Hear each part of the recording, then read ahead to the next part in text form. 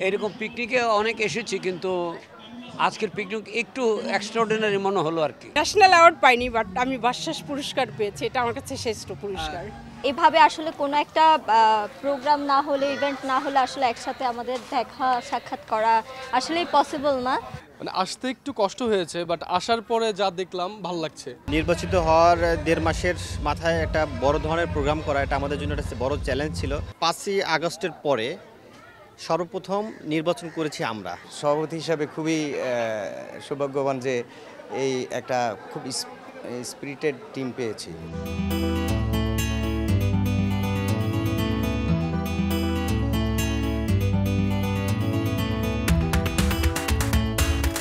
এরকম পিকনিকে অনেক এসেছি, কিন্তু আজকের পিকনিক একটু এক্সট্রাঅর্ডিনারি মনে হলো আর কি। সব জার্নালিস্ট, অ্যারেঞ্জমেন্টটা সুন্দর। ওই যে স্টেজ হচ্ছে, সামনে যারা বসা আছে, কারোর জন্য কারো ডিস্টার্ব হচ্ছে না, সবাই বসতে পারছে। অনেক লোক, তারপরেও সুন্দরভাবে অ্যারেঞ্জমেন্ট করা হয়েছে। এই জন্য কর্তৃপক্ষকে আমি ধন্যবাদ জানাই।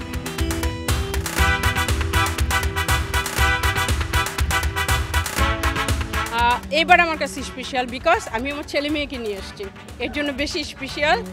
আর অনেকটি বছর পার করেছে, অনেক অনেক শুভকামনা। আর আরও গর্ব করি যে বাসসাস পুরস্কার আমি পেয়েছি, আমাকে অনেক সম্মান দিয়েছে। আমি মনে করি ন্যাশনাল অ্যাওয়ার্ডের থেকেও বাসসাস পুরস্কারটা আমার জন্য অনেক সম্মানের, অনেক বেশি আমার কাছে অনেক অনেক ভালো লাগে। আমি এটা ফিল করলে আমার খুব ভালো লাগে যে আমি ন্যাশনাল অ্যাওয়ার্ড পাইনি, বাট আমি বাসসাস পুরস্কার পেয়েছি, এটা আমার কাছে শ্রেষ্ঠ পুরস্কার।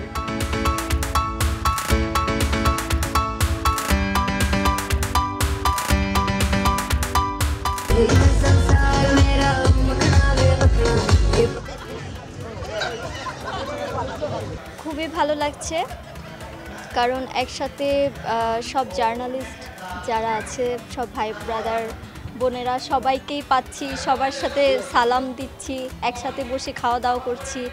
ধরেন আমরা যখন একসাথে, মানে এভাবে আসলে কোনো একটা প্রোগ্রাম না হলে, ইভেন্ট না হলে আসলে একসাথে আমাদের দেখা সাক্ষাৎ করা আসলেই পসিবল না।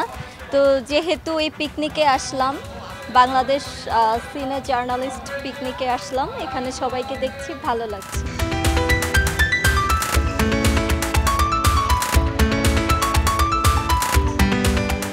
জন্য অপেক্ষা করি, যদিও আগের বার আসতে পারিনি, বাট এবার আসতে পেরেছি, খুব ভালো লাগছে।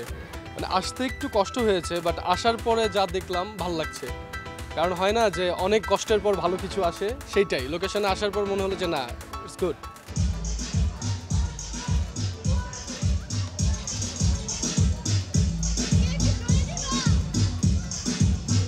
এক কথা যদি বলি, আয়োজন দেখে খুবই ভালো লাগছে এবং অনেক বেশি আমরা হ্যাপি।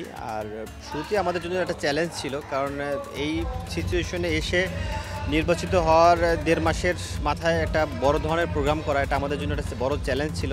কিন্তু আমরা ইনশাল্লাহ সেই চ্যালেঞ্জ সফলভাবে সম্পন্ন করতে পারছি।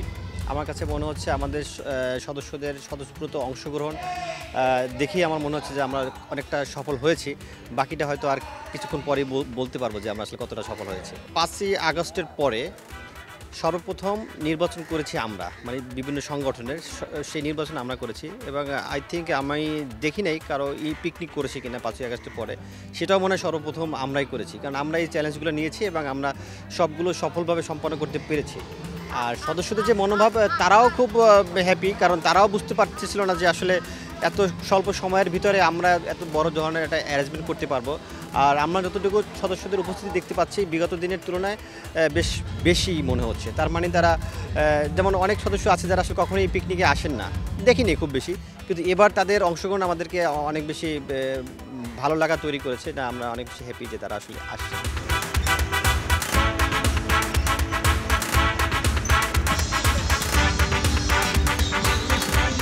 আমাদের এবার নির্বাচনে যারা বাসসাস কমিটিতে আসছে, নির্বাচিত সবাই ইয়াং ট্যালেন্টেড, এই সময়ের ওরা খুব অ্যাক্টিভ। আমি সভাপতি হিসাবে খুবই সৌভাগ্যবান যে এই একটা খুব স্পিরিটেড টিম পেয়েছি। ওরা খুব ভালো কাজ করেছে, ওদের প্রচেষ্টায় এবং আমাদেরকে যারা এই পিকনিকের জন্য সহযোগিতা করেছে, আমাদের ভাই বন্ধু, বিভিন্ন প্রতিষ্ঠান, তাদের সহায়তার কারণে এটা সম্ভব হয়েছে। আসলে আমাদের লক্ষ্যই ছিল যে যে আমাদের সদস্য যারা সদস্যদের সেবা করার যে একটা মানে সেই সেবা করার বিষয়টা নিয়ে আমরা প্রথমে প্রায়োরিটি দিয়েছি। আর বাসুদাস পরিবার দিবসটা হচ্ছে এটা সাংবাদিক এবং চলচ্চিত্র সহ অন্যান্য মিডিয়ার এটা একটা সেতুবন্ধন হিসেবে কাজ করে।